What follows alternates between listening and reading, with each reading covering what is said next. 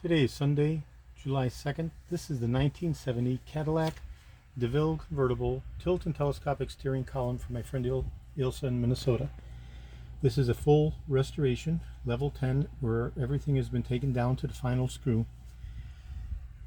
The predecessor videos, of which there's 3 plus a supplemental video, show the component breakdown on the bench, and this is the final functional validation test of those same videos in this overall 3-video set.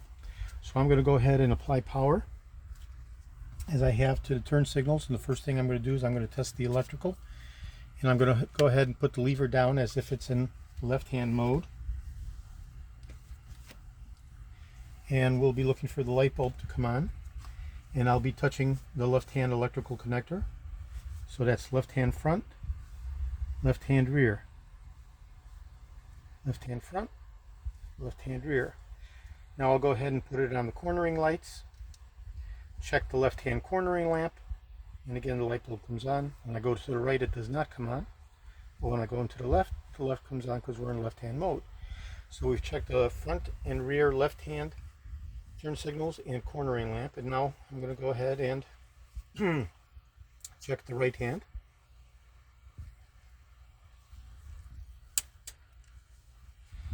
And we touch this wire for right hand front and right hand rear. Right hand front, right hand rear. And if I touch the left connections, nothing happens because we're in right hand mode. Right hand front, right hand rear. Excuse me, right there, right hand rear. Now I'll go ahead and check the cornering lamp on the right side, and again the light bulb comes on, whereas in left mode it does not because we're in right hand mode. Okay, right hand cornering lamp. So we've tested the turn signals front and rear, as well as left and right, as well as the cornering lamps left and right. So now I'm going to go and check the emergency flasher hazard lights, and we're going to activate that by pushing in the emergency hazard flasher button like that. And now I'll go ahead and I'll touch the 5 corresponding wires, starting with the brake light, the right front, the left front, the right rear, and the left rear. So in the emergency hazard mode, we have left and right, front and rear turn signals, as well as the brake light, all flashing as part of the emergency hazard flasher mode. Okay. So next thing I want to test is the horn, and I'll apply the power feed to the horn, turn off the emergency flasher mode. We'll be looking for the light bulb to come on, and I'm going to touch the connector all the way in the front, right here, the copper connector, and we can see that the light bulb is coming on back here. Okay, that's the horn. So we've tested the horn, the turn signals, the emergency flashers, the cornering lamps, and the last thing that I want to test is the buzzer switch. Okay, a lot of work is required in order to make the buzzer switch work, and that is the Keylock Cylinder key when it's engaged in park with the key left in, the buzzer switch, the buzzer sounds, and we'll be looking for the light bulb to come on as soon as I press in the key. And there we go.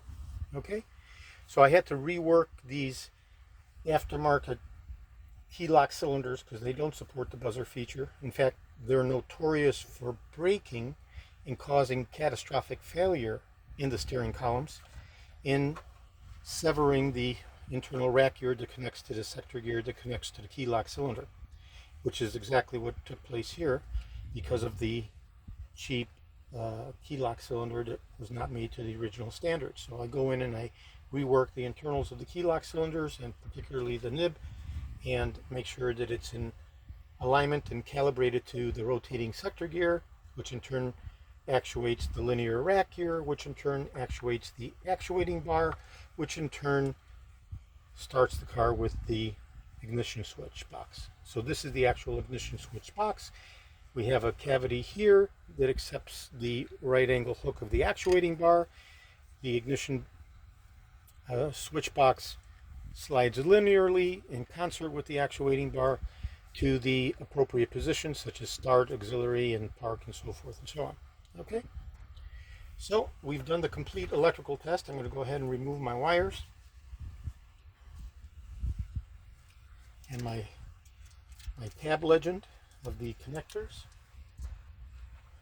And now we're going to do the functional validation test of the tilt and telescopic features. I'll go ahead and loosen the nut here, and there is the infinite movement of the free-flowing telescopic nut.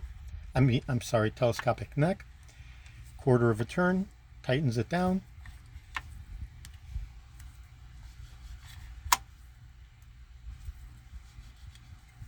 Quarter of a turn loosens it. And of course, there's an actual lever here. I just have a temporary hex screw, but there's an actual lever that facilitates the locking and unlocking by a quarter turn of the telescopic neck. Okay, loosen it, free flowing, tighten it down, fixably constrained. Okay, and the last thing we have to test is the 5 degrees of movement or 5 positioning of the tilting of the head. So we have full up, partial up,